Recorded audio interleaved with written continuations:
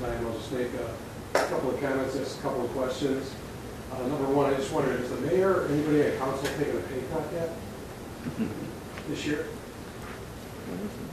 No. Yeah. Where's the mayor? Yeah, I can respond to that, Jim. When council got its pay, and increased its pay, one of the things I said here on that board, I said in another chair, was that I would start giving it back, that pay. And I have set up an account through our finance department. You put that, and I'm doing it. But it's not something I go around and beat my chest for. I understand. I know that some others are doing it, but I'll let them, if they want to say.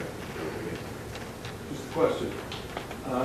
Secondly, I watched the tape the last council meeting when the mayor was making the case for some of the need for some of the money, and she mentioned something about pension costs, PR's pension costs going up this year, next year, 25%. I was wondering if anybody had any details on that.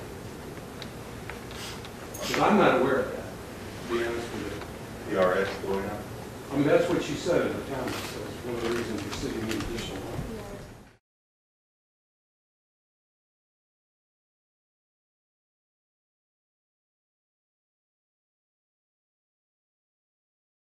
We also have found out from Columbus that the local government fund is going to be cut, and the fact that, again, with PRS, they'll be demanding almost a potential of 25% that we'll have to pay for employees. So these are numbers that we do not have any control over.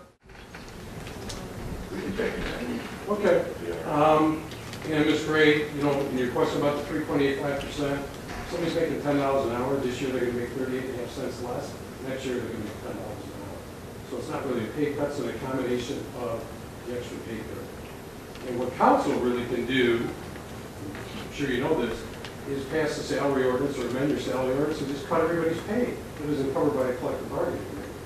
Quick way to get some kind of effect as opposed to negotiating things. If you really want it to go into the future, make that salary ordinance effective through 2011 and show the people that you're making a cut. Mr. Filippo testified that about 80% of your general fund expenses are going to be payroll, between 75 and 80%. So no matter what you do, there's no way you're going to get a cut unless you cut payroll or services, benefits.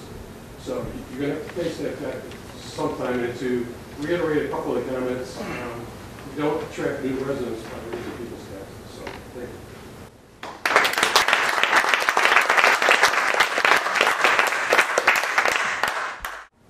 I've been a resident of South Euclid 20 years now. I'm a numbers guy. I audit hospitals for a living, so I try not to bore you with all my spreadsheets. But I do want to tell a story, and the story starts in 2003.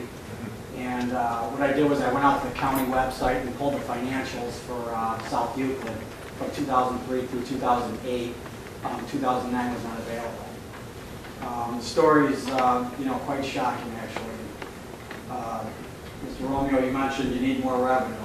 Well, from 2003 to 2008, we got 51% more revenue in income tax. It went from $6 million to $9 million. Where did that $3 million go? You got $3 million. Where did it go? Did it go to a pool? No, they shut the pool down. Okay, the boys have night baseball? No. $1 million went to legislative and executive positions and salary increases. $1 million went to the police, and $1 million went to the fire. That's the $3 million that they got from our pockets. If you're going to change anything, you've got to go back 5 years and see where you were. Who was hired? How much were they making? You could add in, obviously, some salary increases, some modest salary increases, but the increases I see are outrageous. 42% increases in 5 years. Who do you know that works in private industry that got an increase of 42% in salaries and benefits? I don't know any.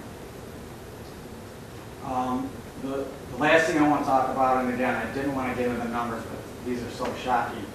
The interest and fiscal charges. In 2003, we paid $300,000 in interest. In 2008, we paid $1.4 million. That's a 360% increase in 5 years. And I guarantee you, what's going on with the bonds in Cedar Center, if we had today's number, it's probably double that. The debt per capita back in 2003 was $628 per person. That means every single person in South Euclid owes somebody, through bonds, $600. Everybody in South Euclid. Today, or actually 2008, everybody in South Euclid owes $1,385. That's a 121% increase in debt.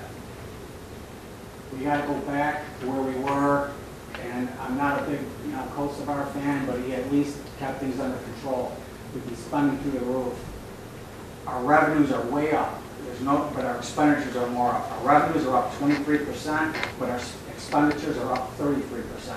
Nobody's house can run at a 10% deficit every single year, and that's what we're doing, and that's why we're going into deeper debt. More money's going to go to the banks, and less money's going to go to our kids and the elderly here in South Euclid. Thank you.